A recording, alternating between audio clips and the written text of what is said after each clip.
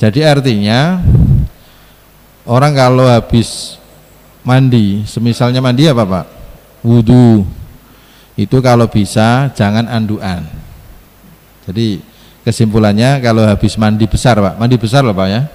Kalau mandi biasa, mandi adat biasa ya, keseharian mandi sehari-hari yang bukan ibadah, anduan nggak apa-apa Pak. Tapi kalau mandi yang ibadah, bisa mandi wajib, bisa mandi sunnah, bisa juga wudu, itu kalau bisa tidak usah pakai anduk. Kalau jenengan bisa gitu ke. Lah terus kalau pakai handuk Pak bagaimana? Kalau pakai handuk hukumnya makruh. Kanjeng Nabi mencontohkan jangan langsung pakai anduk. Lah kalau misalnya basah habis wudu ya dipelirit, dikipat-kipat ke ya. Kenapa handukan itu dihukumi makruh? Karena handukan itu menghilangkan bukti ibadah. Nah, bisa dipahami ya? Menghilangkan bukti ibadahnya jenengan. Jadi menghilangkan bukti ibadah itu kalau miliknya sendiri hukumnya makruh Pak. Tapi kalau miliknya orang lain hukumnya haram. Bisa dipahami ya? Menghilangkan bukti ibadah, kalau itu ibadahnya sendiri berarti hukumnya makruh. Kalau ibadahnya orang lain berarti hukumnya haram. Loh Pak kok bisa? Iya, jadi kalau ibadah sendiri ya mandi anduan makruh, habis wudu anduan makruh. Kalau makruh itu bukan berarti larangan berat begini. Jadi artinya dengan kalau anduan monggo terserah. Tapi lebih baik tidak usah anduan. Meskipun terlihat ya rodok gobios biasa kan habis wudu. Kenapa kok bisa haram? Saya contohkan begini Pak. Orang yang mati dalam peperangan, dalam arti orang yang mati syahid. Syahidud dunya wal akhirah. Jadi mati syahid. Kalau di sini seringkali saya contohkan mati syahid di Indonesia ini seringkali saya contohkan yaitu perang melawan penjajah Belanda. Itu kalau matinya mati syahid. Kalau mati melawan sesama teman sama muslimnya, kemudian karena dia dianggap pemberontak dalam institusi negara, itu kan berarti podo karo perang sesama orang Islam. Kalau itu matinya tidak mati syahid ya. Tapi kalau ini perang melawan penjajah, karena penjajah itu tidak hanya menjajah, mengambil, merampas hak kita, tapi juga menyebarkan agama. Jadi kita betul-betul wajib membela mati-matian sampai titik darah penghabisan. Lah kok mati?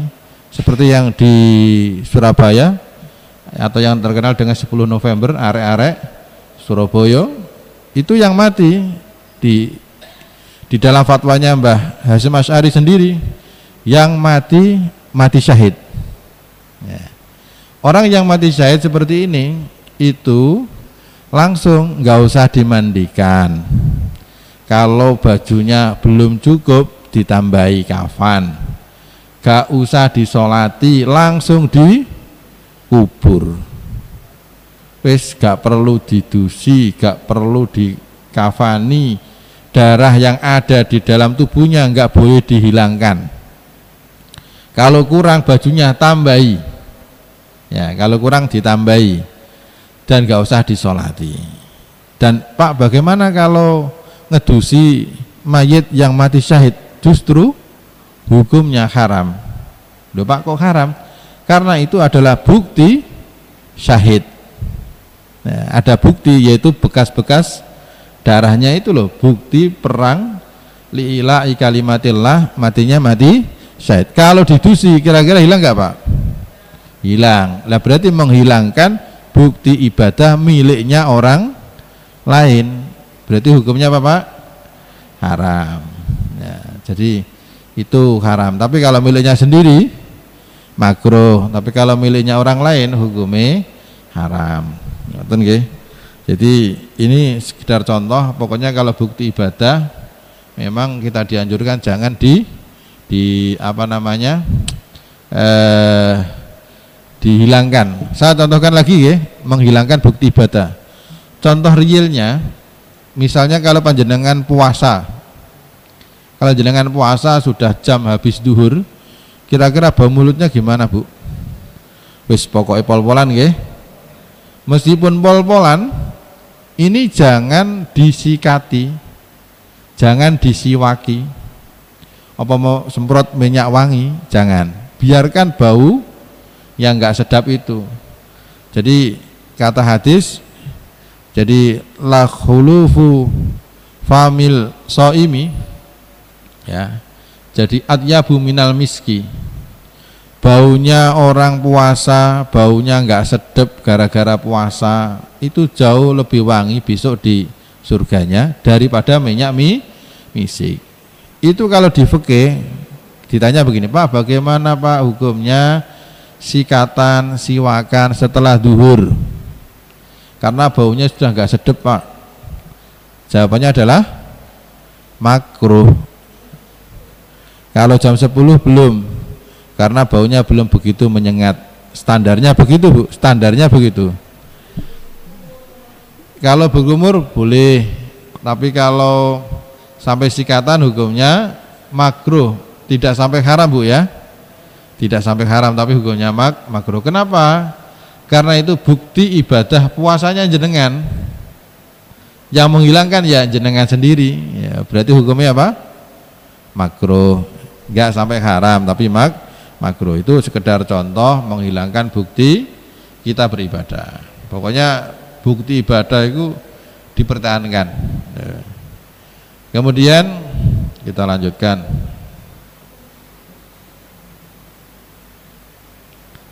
Nah, kita lanjutkan.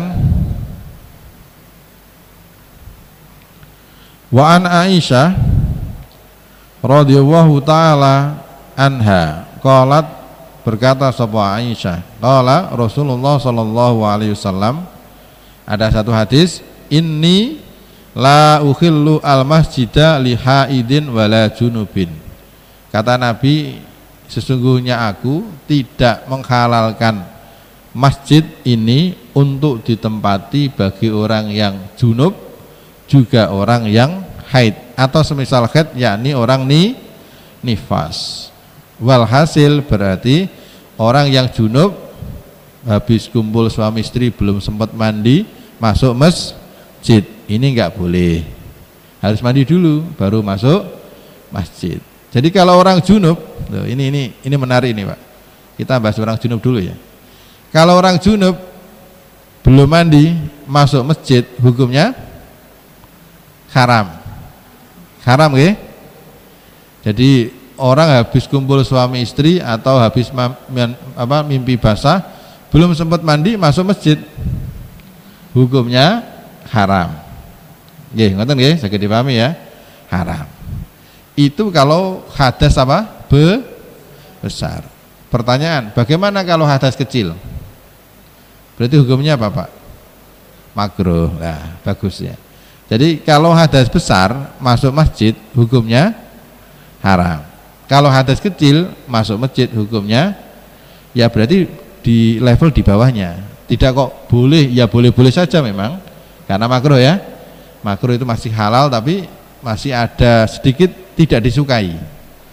Karena makruh itu artinya apa? Tidak disukai. Jadi artinya kalau masuk masjid berarti upayakan dalam kondisi suci, punya wudu. Jadi kalau tidak punya wudu makruh. Kalau tidak punya wudu makruh. Kalau punya wudu berarti tidak makruh, justru bagus. Bisa dipahami nggih? Jadi walhasil kalau jenengan umpama masuk di masjid ini upayakan punya wudu. Meskipun jenengan dandan ya. Meskipun apa? Dandan listrik atau dandan sound, upayakan saja, tapi tidak sampai ke haram, tapi hanya makruh. Nggih, saged dipahami nggih? Kemudian lagi, kalau di teras itu masuk masjid apa mboten? Anten bapak-bapak niki teras niku termasuk masjid apa mboten? Ya, masjid yo. Berarti cari bapak-bapak masjid. Ya, berarti lah termasuk masjid, berarti sami mawon. Ya, berarti upayakan punya wudu. Kalau enggak punya, yo enggak apa-apa. Baru terkena hukum apa? Makruh, belum sampai ke haram karena hadasnya hadas kecil. Kalau hadas besar baru terkena hukum haram. Kalau ibu-ibu sedang haid atau sedang nifas, ini ulama nggak ada beda pendapat, Bu. Ini sepakat ya, kalau masuk masjid tidak diperkenankan. Kalau haid jangan dulu masuk masjid. Pak, lawas wancine usum majelis taklim, Pak. Nah niki nggih. Wancine usum tahlilan lah kumpulin yang masjid, Pak, untuk ibu-ibu. Ya. Berhenti dulu. Ya upayakan, Pak, lah terus gimana ini? Lah ini. Kalau begitu bagaimana kalau duduk atau gelar karpet atau kambal di luar masjid? Boleh. Makanya di Masjid Al-Falah itu biasanya kalau majelis taklim akad pagi ya, itu ada gelaran di luar, dan itu penting antisipasi. Andai kata ada ibu yang haid terkendala masjid, masuk masjid gak boleh karena haid, masih ada tempat yaitu di luar masjid dan sama-sama juga mendengar. Bisa dipahami ya. Jadi gak apa-apa, jadi tetap ikut majelis taklim tapi jangan masuk meskipun di teras, karena teras juga termasuk masjid. Nah itu caranya, Pak. Makanya pernah juga saya sampaikan di sini, Idul Fitri atau Idul Adha besok, Pak, saya itu nggak pernah absen loh, Pak, sholat Idul Fitri sama Idul Adha. Lah kok tahun ini saya itu kok pas nepai uzur haid. Terus solusinya gimana, Pak? Nah, solusinya jenengan tetap ya seperti orang biasa mau berangkat ke masjid tapi tidak masuk masjid ya, itu tetap mandi. Habis itu jenengan hadir pakai mukena nggak apa-apa di tempat. Kalau biasanya di sini ada gelarannya ya, yang ibu-ibu di luar ya. Nah, itu ibu-ibu di luar ya, jenengan pinarak saja di situ. Nggak usah ikut masuk ke dalam masjid, dengarkan khutbahnya, tapi juga nggak usah ikut sholat.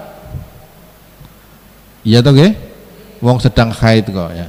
Jadi sedang haid nggak usah ikut sholat. Ya di luar saja, mendengarkan khutbah sampai rampung. Takbiran, Pak, boleh. Yang penting tidak masuk masjid dan nggak usah sholat. Nah, biar sama seperti orang-orang. Jadi bedanya jenengan cuman nggak sholat, nggak masuk masjid. Jadi hadir. Apakah itu disunahkan, Pak? Iya. Meskipun ibu-ibu yang masih haid pas nepa Idul Adha, Idul Fitri, tetap dianjurkan, disunahkan hadir. Tapi tidak usah sholat, tidak usah masuk masjid. Saged dipahami ya.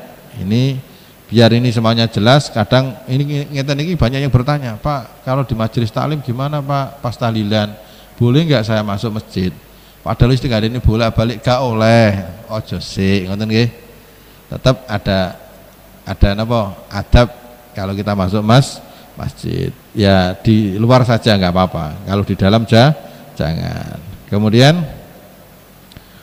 Kemudian yang terakhir ya. An Abi Hurairah radhiyallahu ta'ala anhu.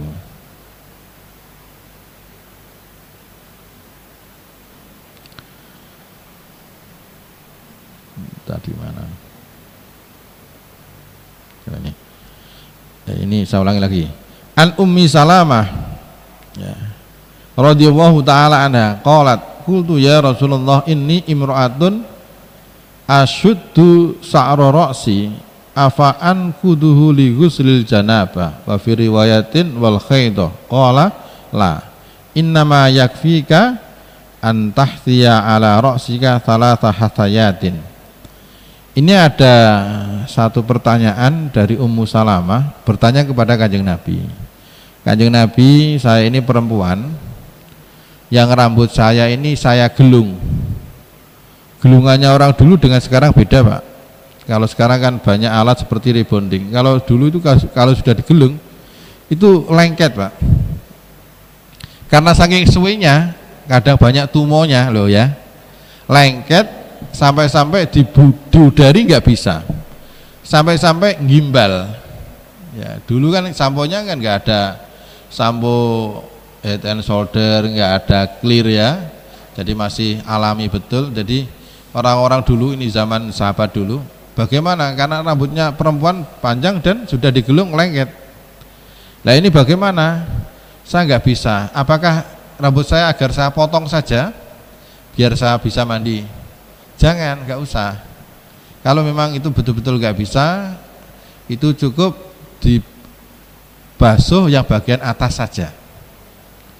Yang bagian dalam-dalam yang nggak bisa tertembus air itu ma'fu. Saya contohkan begini Pak, orang-orang seperti orang India itu kan orang yang karakter jenggotnya itu panjang-panjang Pak ya. India, Arab dan sekitarnya itu kan rata-rata orang yang karakter jenggotnya panjang, tebal, lebat. Itu kalau wudhu Pak, sulit Pak ke dalam gitu. Itu wudhunya bagaimana? Itu yang dibasuh yang bagian luar, nggak sampai ke dalam, padahal kulitnya ada di dalam. Ya ini bagaimana? Itu diperkenankan. Jadi khusus untuk orang yang jenggot-jenggotnya lebat dan sulit betul ditembus air. Beda Pak kalau jenggotnya saya ini masih sauprit nih ya. Ini harus kena semua. Jadi harus tersentuh semuanya. Jadi brewok ya, itu orang Arab-Arab atau orang India itu seperti itu. Jadi itu masih ada toleransi. Bukan kok terus dipotong rambutnya, dikerik, enggak. Tapi cukup dibasuh yang bagian apa? Luarnya saja. Itu rukhsah bagi orang tersebut. Ini ada yang menarik Ibu. Seringkali saya ditanya, Pak, ya saya ini sedang haid. Kemudian pasti ada rambut yang brodol ketika saya sisir. Gitu nggih. Pertanyaan biasanya begini, Pak, apakah ketika saya mandi ikut rambut yang brodol tadi saya mandikan? Ya, ikut saya basuh? Jawabannya adalah tidak usah. Ya, yang lepas ya berarti sudah lepas. Yang dibasuh itu yang masih nyambung dengan badan kita. Jadi kalau rambut yang masih menempel, masih sambung dengan rambut kita basuh. Lah yang sudah lepas ya sudah. Kadang ada kisah begini, ibu-ibu itu kalau sudah sisiran kemudian brondol, diupel-upel, diselempitno gedhek. Nah, nggih niki ibu-ibu zaman biyen niki nggih. Boleh ibu-ibu zaman saniki gak ngerti kula. Niku di toko selempitan gedhek. Engko adus, dicangking, dijak adus. Ya gitu. Itu enggak perlu. Kenapa? Karena mandi itu yang wajib itu yang masih menempel tersambung dengan badan. Yang lepas ya sudah. Itu kira-kira Ibu biasanya sering kali bertanya begitu, jawabannya adalah itu. Paham nggih? Begitu yang bisa kami sampaikan, semoga ada manfaatnya. Mungkin sebelum kami tutup ada pertanyaan 1 2. Monggo Bapak, Ibu.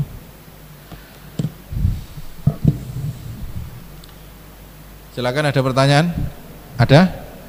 Bapak, Ibu yang di luar atau di dalam? Sampun? Nggih, mekaten saking kula. Mugi-mugi wonten manfaatipun. Akhirul kalam. Wassalamualaikum warahmatullahi wabarakatuh.